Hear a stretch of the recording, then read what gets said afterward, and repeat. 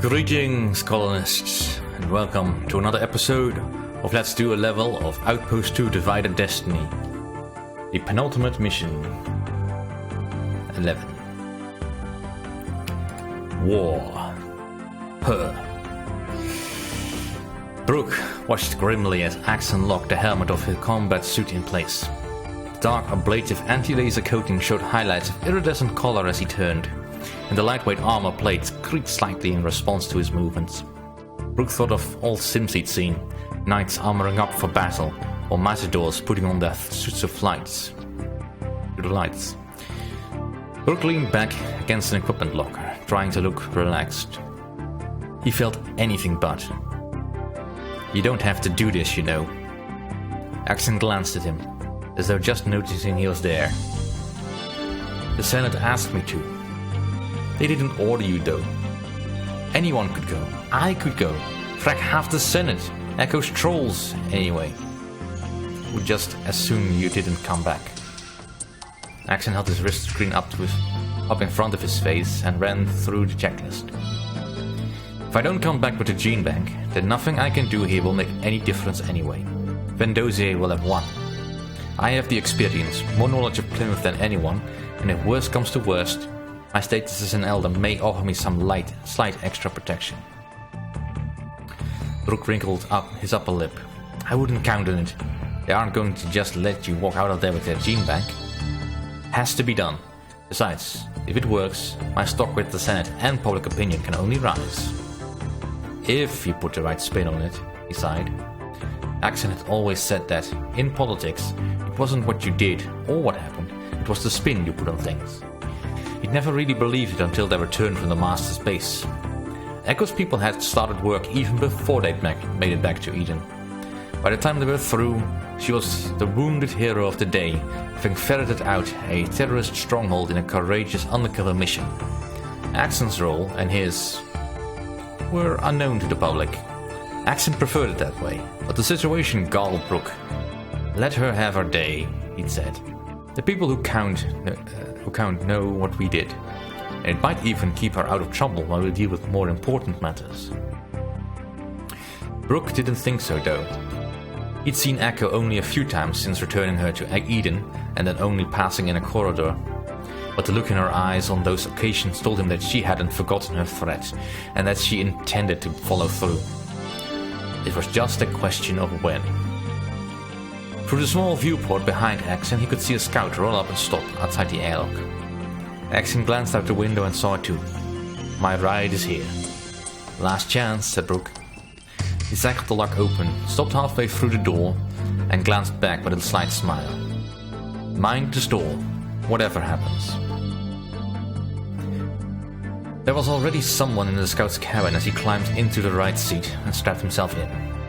The cabin pressurized, and as soon as the indicators went green, he flipped up his visor. The other person did as well. He recognized the man immediately.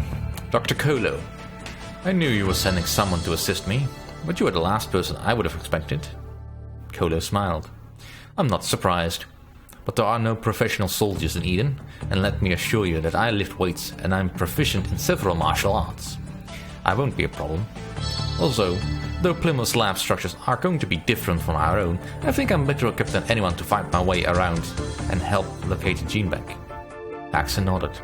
Agreed. That's not why you're coming, though, is it? No. My people are in there, and if there's any chance of to rescue them, then I want to help. Besides, the days of serious research in Eden are over. The colony is winding down, coiling for that last leap into space. He turned and looked intently out the window, watching the armored convoy that was falling in around them. If my usefulness as a scientist is over, then I have to find another way to serve. Rescuing the scientist isn't the priority. We're going in for the gene bank. If they happen to fall into one of our vehicles along the way, so be it, but I won't endanger the mission for them. Colo took a deep breath and let it out slowly. I know. I wouldn't expect you to.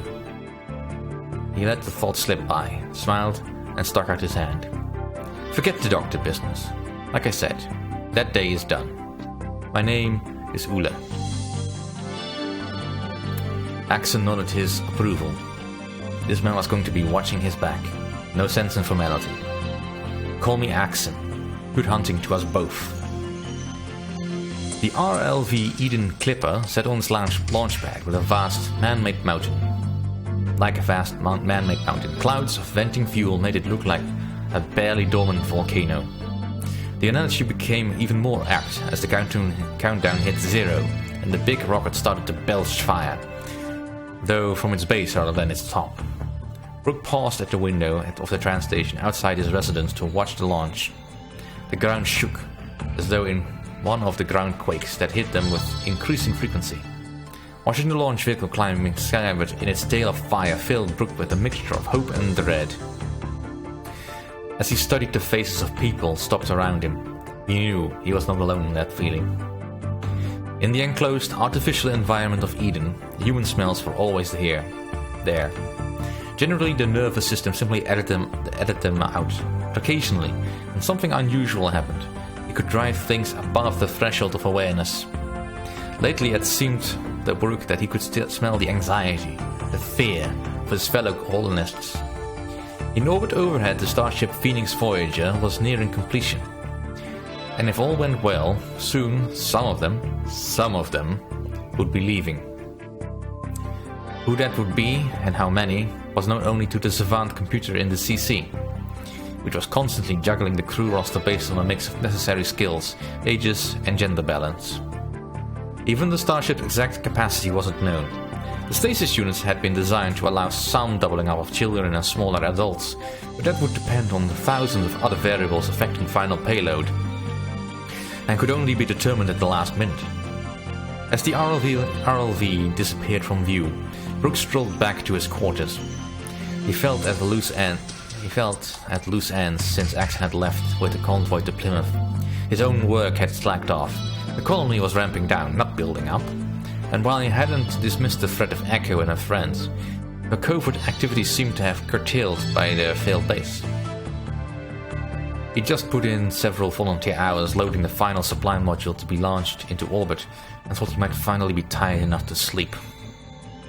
He entered the tiny room, folded the bunk down from the wall, and dropped into it wearily. The rumpled sheets hadn't been changed in a while, he noticed. But he couldn't develop any enthusiasm for the task. What's the point? The world ends soon enough anyway. He rolled over to face the wall and noticed the message icon flashing on his intercom screen. He gave the voice command to play the message. He nearly fell out of his bunk as Echo's face appeared in front of him. Hello, Brooke. Now that the convoy is gone and observing strict radio silence, I just thought you should know a few things. First of all, it's for nothing. Jack was a decoy, and my other spy in Plymouth will be taking advantage of the confusion created by the attack to destroy the gene bank. Second, the reason there will be such a distraction is that he'll have given Plymouth plenty of warning about the attack, so your friend the Elder will walk right into a trap. The smile seemed to drip venom. This show is only starting, hon. Don't worry though, you'll be here for the final act. Just don't count on an encore. She laughed as the image clicked off. He rolled out of the bunk and pulled his boots back on. Echo was right, and there was no way to contact the convoy. Even stealthy methods like Axon's tracking module had used were judged to be too risky. The unmanned vehicles were all running on internal programming and would re-establish contact only when they reached Plymouth or engaged its forces, whichever happened first. This was a totally black mission with no possibility of recall. Brooke chewed his lower lip. At this point, it would be easier for Plymouth to contact the convoy for Eden to recall them. He blinked. It wasn't a good answer, but was the only one he had. He had to contact Plymouth. The direct channel would never work. Though there now existed an official communications link with Plymouth, he'd never get access to it in the current political climate. Even if he did, Echo would find out about it immediately and might be able to speed up her own timetable. But there could be another way. For some time he had strong hints that Axon had been in contact with someone in Plymouth, and that his contact had a great deal to do with Axon's desire to be reunited with Kraft. He'd seen how Axon had rigged a link to Kraft by bootlegging vehicle control signals, and he knew that Axon had made sure Kraft had access to similar control signals for the old observer satellite that the two colonies once shared. That was it. The satellite was still in orbit, though Eden didn't use it anymore. He immediately put through a priority call to Senator Odson. Senator, our mission to Plymouth is in grave danger. The Masters have a spy in the colony. I may be able to save Axon Moon in the mission, but I need a favor. I can't explain why, but I need Axon Savant's computer linked to the satellite command system. The convoy ran through the twilight and blowing dust as rapidly as it could without lights. Ule Kolo was sleeping, and Axon wished he could. Is that what comes from knowing your work is done? For Axon, the work was not over. He had unfinished business. There was always unfinished business. He thought about Nguyen, Echo Vendosia, his fellow elders, himself. They all had something in common. They tried to do the right thing, and in their arrogance, they tried to manipulate factors too complex and dangerous for them to understand. Their sins were all different, and all the same. Nguyen had paid the ultimate price, except for Emma and himself. The elders were all gone now. And as for Vendosia, her time was coming soon. He was sure of it. For all of them, time was running out. Brooke sat on a chair in Axon's quarters, leaning forward, elbows propped on knees, staring at the inert cube that was Kraft. Once before, he had been able to convince the computer to cooperate with him, but he was delving into new levels of secrecy now, with even less solid data to go on. Also, he wouldn't put it past Axon to install additional instruction to prevent another security breach. Still, this was the only chance he had. Kraft, you remember me, and by now you've become aware of a new data channel that has been opened for me. That's my doing. I know you can use that channel to contact Plymouth. Nothing. Okay, I think you can use that channel that way. Kraft, you must know about the mission Axon is on, and why neither of us can contact him. The Masters have a spy in Plymouth, and they've tipped him off about the convoy. The gene bank will be destroyed, and Axon will be attacked as soon as he approaches Plymouth. I know Axon has a contact in Plymouth. Speaking without contact is my only hope of saving Axon and the gene bank. Help me, please. Silence.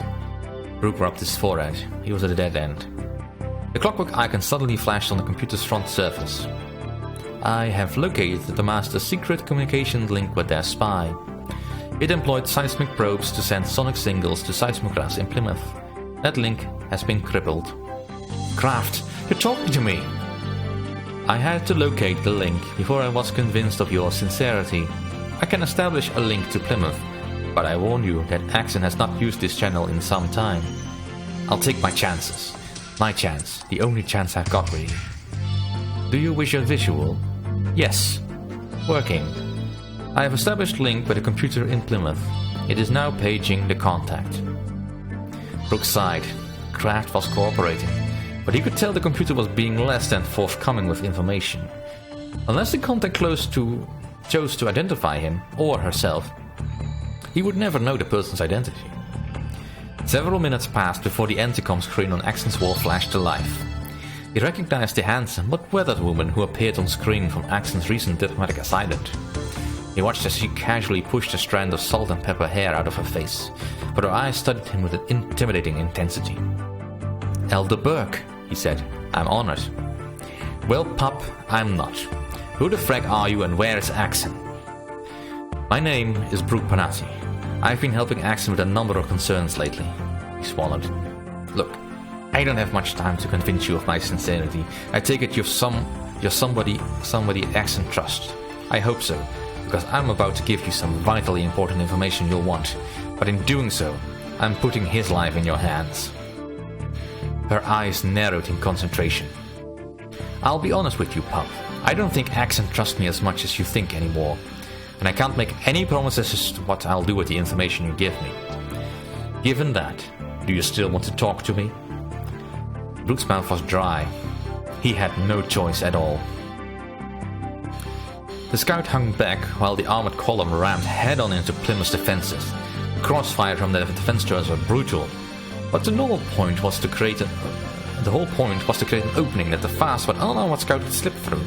lightning flashed from the new Thor's Hammer's weapon, which Axon had given its first trial by fire.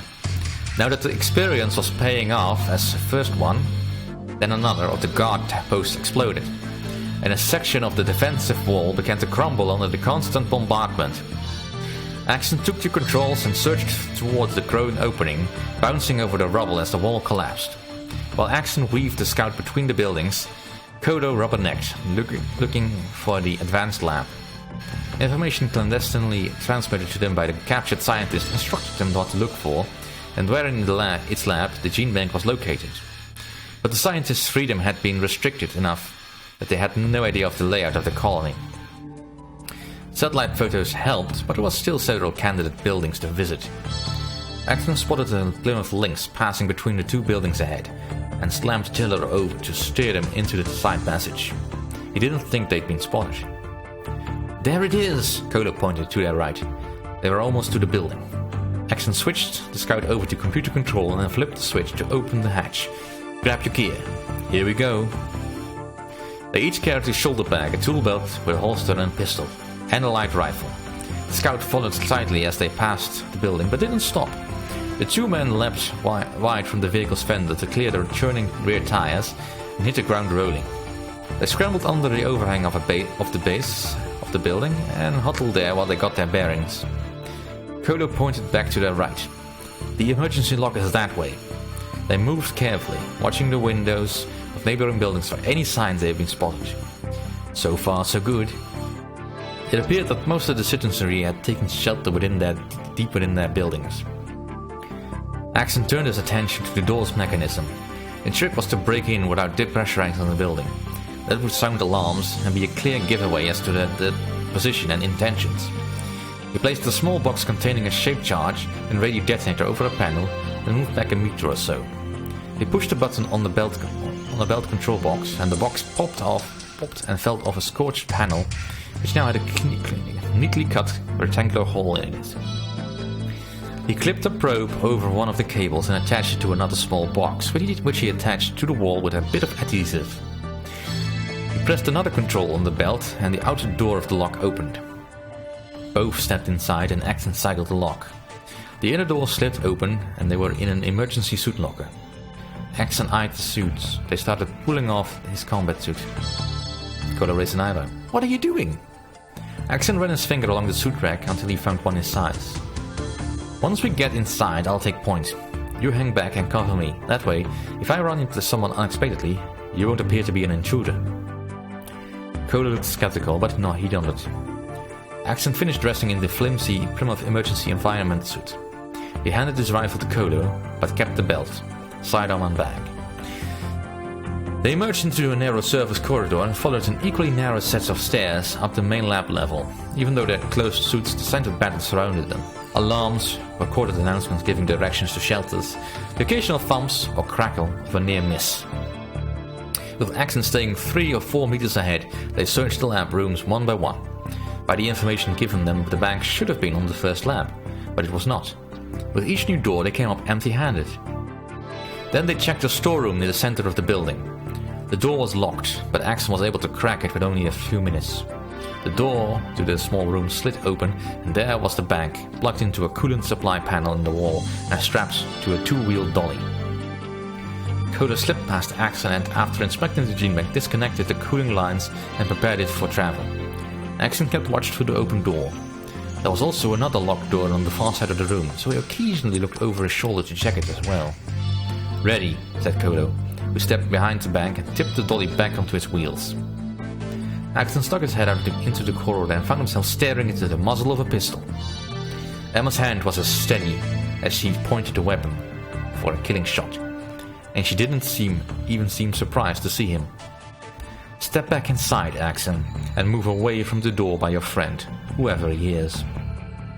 Axon complied, and Emma moved inside the storeroom and closed the door behind her. The corner of her mouth twitched slightly, as though trying to smile. "I wish you could say it was good to see you, Axon, but under the circumstances." He met her maze unflinchingly. "I've come for the gene bank, Emma. Please don't make this difficult." This time the smile was genuine. Oh, this is very difficult. No matter what happens. I heard you were coming, and decided we just had to have a chat. Axon frowned. Heard I was coming? How? Your young friend Panatti figured out a way to contact me after you left Eden. He sends his regards. Axon's jaw clenched in anger. Had Panatti really sold him out? Emma shook her head, as though reading his mind. He couldn't help it, Axon. He found out there was a spy here, representing someone called the Masters. I wish there was time to hear that little story. Anyway, he was going to destroy the gene bank and give us an advance warning so we'd be ready for your attack. Axon tilted his head slightly in puzzlement. If the defenses had been especially prepared for them, he hadn't been able to detect it. Oh, I kept my mouth shut, Axon. It wasn't an easy decision, but I knew what you were after and where to intercept you. Kolo, his hands kept carefully in the air, stepped from behind the gene bank. My name is Dr. Ulo Kolo. You have some scientists here who worked for me in Eden. Can you tell me if they're all right? She seemed surprised by his revelation, but she quickly recovered. They're fine. They're working for me on a special project. Kolo was surprised. Working? Willingly, I might add. We have some common humanitarian concerns. In any case, they won't be going with you. Does that mean, asked Action, that you're going to let us leave? Is your ship as far along as your pup, Panatti says? Action nodded. And I assume Plymouth is as far behind as we suspect? A look of terrible sadness crossed her face like a shadow. Yes. She hesitated. Axon, if I let you take this, it is on the condition that I may approach you for a favor before that ship departs, and that you'll do everything you can to accommodate me. Axon couldn't imagine what that request would be. He knew Emma too well to think it would be anything as simple as selfish as passage on the starship. I'll do what I can, you have my word. She nodded and lowered her gun. Good. She glanced at the gene bank. It's yours, but I warn you, you won't be able to keep it without a fight. Plymouth's already planning an all-out attack on Eden to capture your launch facility and in return your starship. They've started converting our launch vehicles into makeshift EMP missiles. That's how desperate they are. Her eyes remained fixed on the bank. I only pray to the Maker that somebody gets it to orbit safely. It's our future, Axon. Take care of it. He smiled sadly. I will. He looked at her, though, and thought of wasted years. Emma, I wish it could have been different. She smiled back with equal sadness. I do too, Axon. Suddenly her eyes widened and the gun raised to firing position. Duck! Axon went down and to one side, but he felt the shot as it whizzed past his neck before he could reach the floor. 3 more rounds were squeezed off. As he fell, he turned and saw a muscular blond man crumpling to the now open rear door. Then it was all over, and he and Kolo climbed uneasily back to their feet. Behind them, the blond man lay on his side, just inside the far door, in a growing pool of his own blood. Emma stared at the gun as though it had just appeared in her hand, then looked up at Kolo. This is your spy. The scientist friends were supposed to have taken care of him before he got here. I better find out if they are okay. She saw the concern in his eyes. I get word to you through Axon. Let you know that they're okay. But you have to go. Now! Exhausted, Brooke unlocked his quarters and slipped inside. The damaged replica of the Plymouth gene bank was planted just outside the colony so that Axon could make the switch before his return. If all went well, the ruse was protected from further sabotage by the Masters, at least for a while. He was about to fall in bed when he spotted the flashing message icon. He groaned softly and pressed the icon, anticipating another threat from Echo. Instead, it was an official message from the Savant in charge of the launch control. His request for a spot on the Starship crew roster had been denied.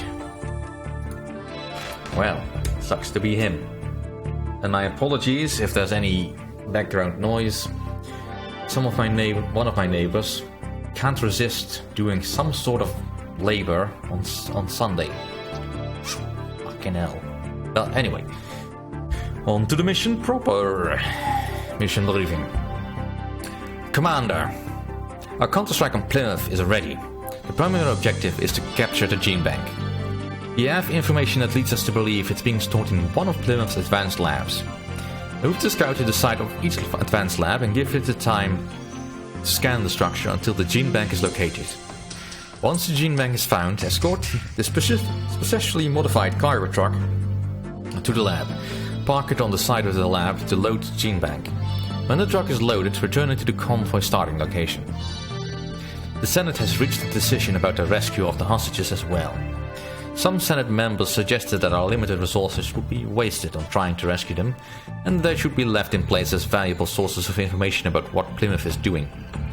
But after testimony of some of our top scientists, it was decided that we must bring them back to finish some key components of our own starship. After identifying the location with the scout, send in the especially modified evacuation transport to pick them up by parking it at the side of the lab. Then return them to the convoy starting location. Our kidnapped citizens has given us some other disturbing information. Plymouth has been working on their launch capabilities and modifying their SULV, but it appears that they have put very little recent effort in finishing their starship. Instead of finishing their own starship, Plymouth may try to take ours. Since our Skydock has minimal defensive capabilities, we must stop Plymouth's launch capability. In addition to procuring the gene bank and rescuing the scientists, the convoy must quickly destroy Plymouth spaceport and all of the advanced labs before they can launch their raid on our Skydock. Plymouth refuses to negotiate. We have no choice. Alright, so that's the goal. Let's start. Oh, for crying out loud, can't you do that metalwork someday else? It's more annoying to me than to you, I wager, but still. Alright, once again we have some acid cloud vehicles that are of limited use. So I'm just gonna get all the Lynxes into one group. And all the Panthers into one group.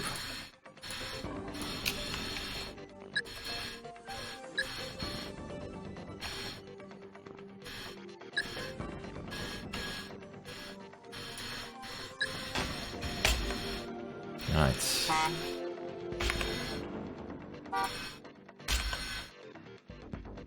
Time to make our move.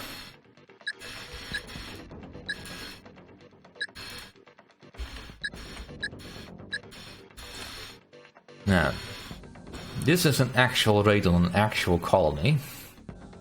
So the defenses are actually quite strong. They're not as strong as they could be, considering there's only a microwave guard post over here, but Plymouth does have several construction vehicles ready to deploy more turrets as needed. Now,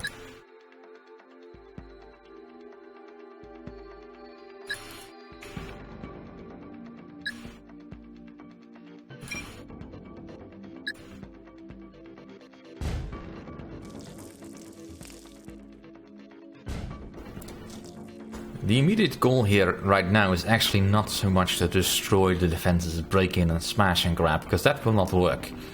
There's simply too much in the base, as well as probably some vehicles hidden in the garages over all those places. Now the goal here is more to get past the enemy's defenses over here.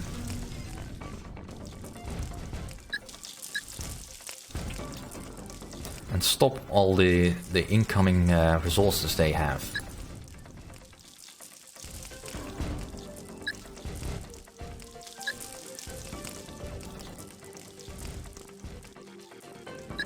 As well as to kill any convex that may be of annoyance to me.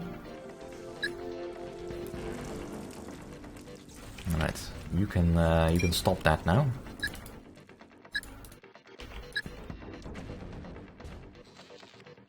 Because I don't want them deploying any more buildings. So you go over there, you go down there. Now, I am a little bit worried about the enemy sending in some units to stop me, but should be alright. But for now, we really just need to stop the influx of goods.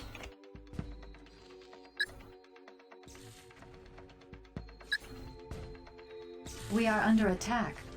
I just kill all these scorpions. Damage warning.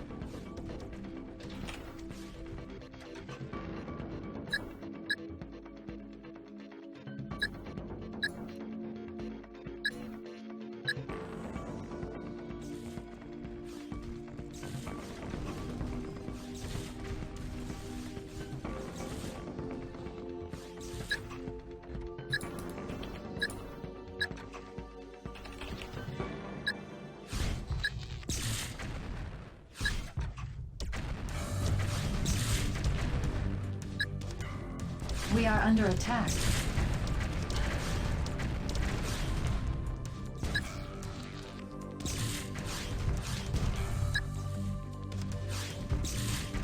Once I'm assured that the enemy is completely out of resources, I will see to it that they will not bother me any further. Alright. You take care of that. Damage warning.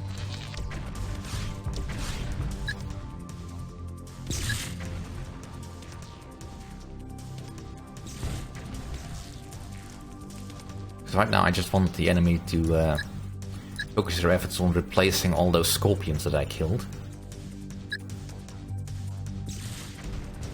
We are under attack.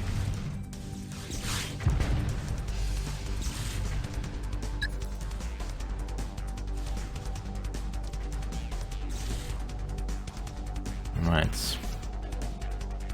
Let's see, where are the arachnid factories? I know there are vehicle factories, but I don't see the arachnid factories, but that's mostly because I don't recognize the building just yet. Caution. Electrical stormwatch initiated. That's an arachnid factory, alright. That's fine. So for now, just focus on killing the incoming supply of trucks and all that. Luckily, the trucks are dumb enough to keep moving along the same route. Alert. Electrical storm imminent. It's mostly the common metals that I'm worried about, since the rare metals, while important for the construction of some vehicles, are ultimately not going to help them when they need to just pump out a lot of Warning. Electrical storm detected. small fry things. Right, let's just make sure that none of our special units are in any dangerous location. I'll just quickly save, because we are now in a good position.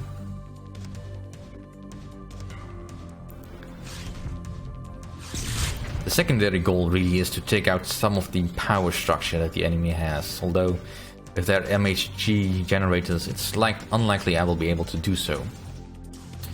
It would probably be an easier idea to just kill the command centers, which would allow me to pretty much roam free across the entire base.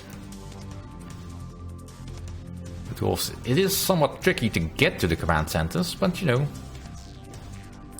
but must that must.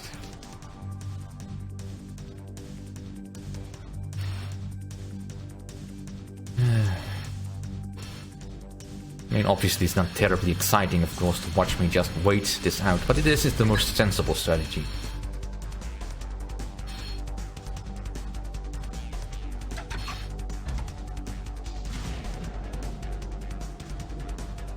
As I watch the weather on New Terra tear the base apart, without any help from me. But the less time I need to spend on actually taking out the enemy defenses, the better.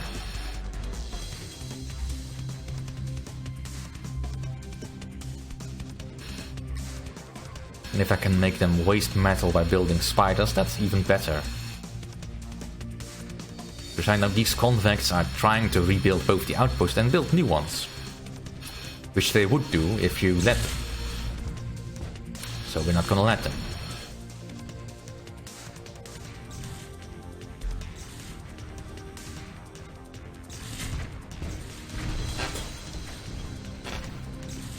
Caution. Vortex watch initiated. Again, luckily our vehicles are nowhere near there, but still.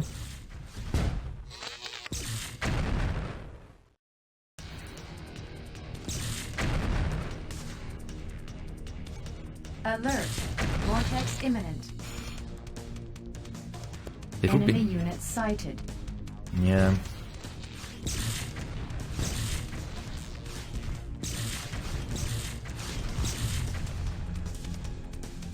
Yeah, Plymouth is not really investing all that much. Yeah, all that much in their defenses, luckily. But they're still pumping out vehicles and sending out spiders, so I'm guessing they still have some to go. I almost wish there was a way to see how much they still had, but there's no way to do that. So I might as well just wait.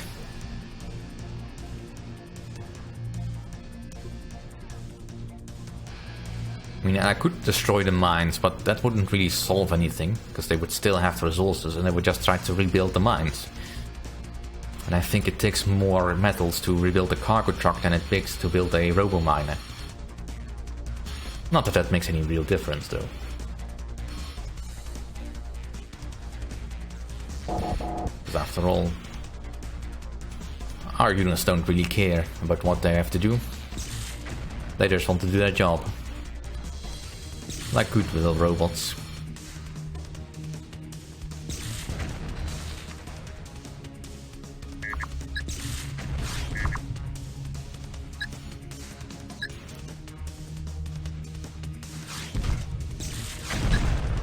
Well, in the meantime, I can take out at least this power plant.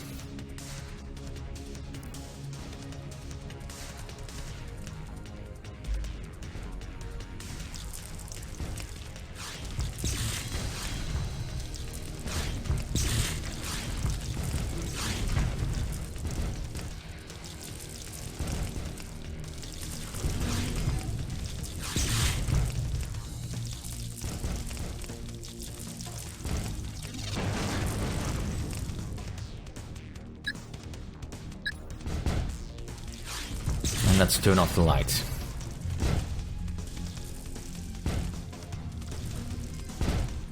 There's no real reason to turn off the light. Especially since I got the lights of my units turned on. Electrical stormwatch initiated. You know, might as well.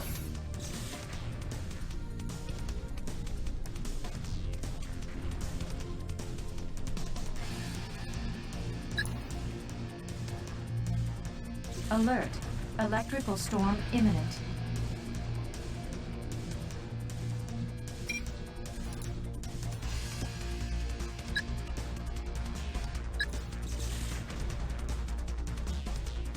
They're still sending out units, so they still have Warning. metals. Electrical storm detected.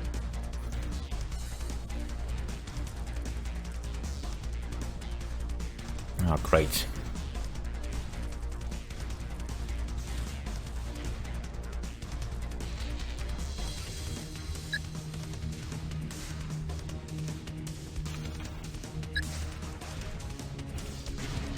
Damage warning.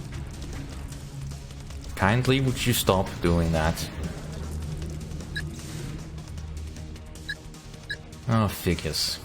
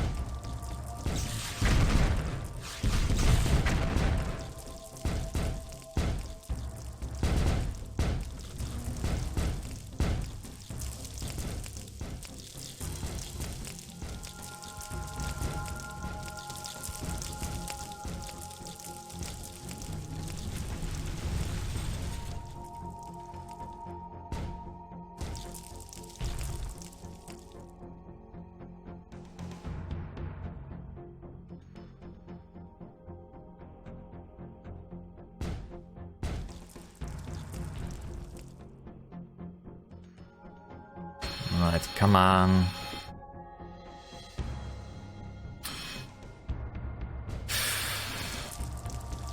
I mean, I could attack this arachnid factory, but I'm a little bit worried that I might attract the ire of this. And Plymouth has a much better ability to shoot over the lip of the mountain than my railgun tigers do. As my railguns will need to go up right up here, and well, the RPGs can just shoot well over them.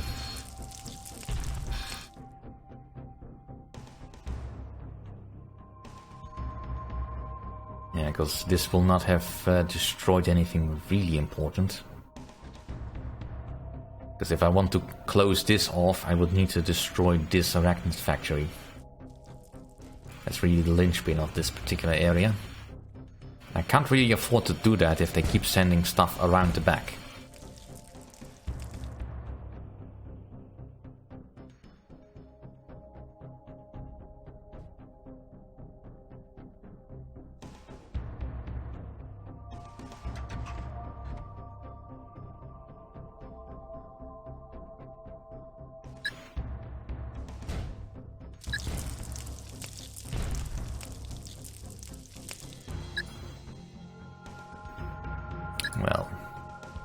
Well, we can't have that going on. Perhaps I can at least make it a little bit easier by getting rid of the arachnids up here.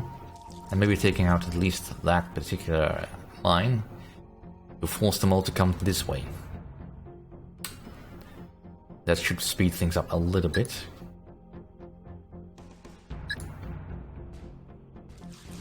Damage warning.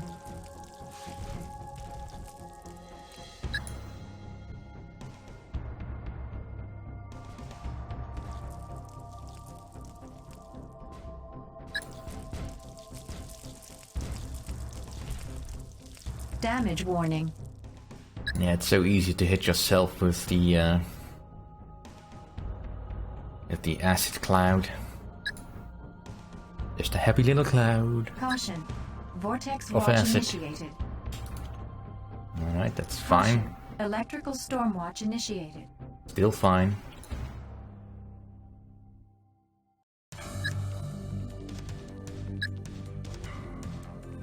Alert. Vortex imminent. Alert. Electrical storm imminent.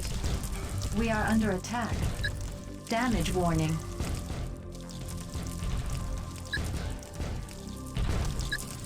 Warning. Vortex detected. Alright, come on. Warning. Electrical storm detected. And this isn't like the PC, the computer is cheating or anything. They will run out of metals.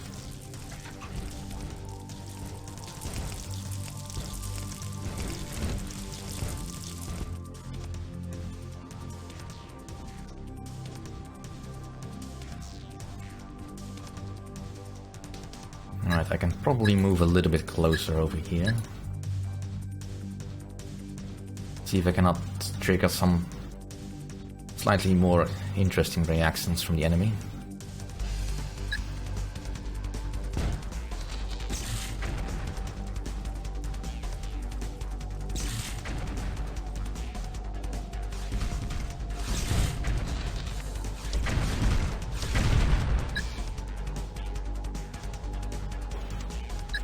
Right, that's taken care of. Now the vehicle vectors should either try to make a robo-miner or try something else entirely.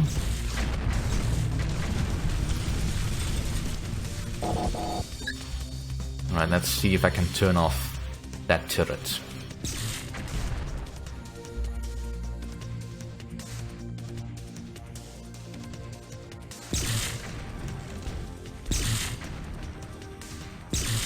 We are under attack. Alright, well, I'm gonna have to put a cut in here. Thank you all for watching. See you all next time.